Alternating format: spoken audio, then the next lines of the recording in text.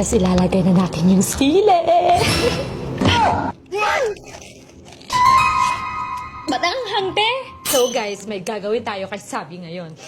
So itatry natin itong trending dito sa TikTok, itong bell pepper na may cream cheese at takis. So naka-ready na yung bell pepper natin and lalagyan na natin ng cream cheese.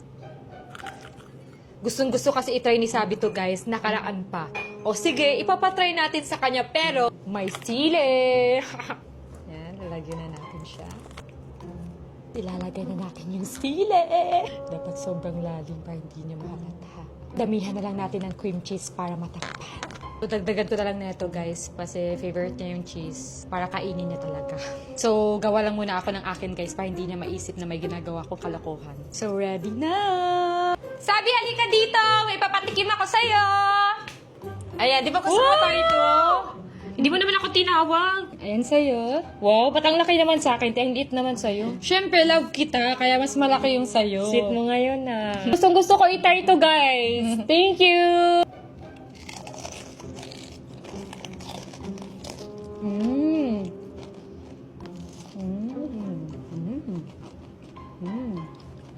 Lagyan ba natin?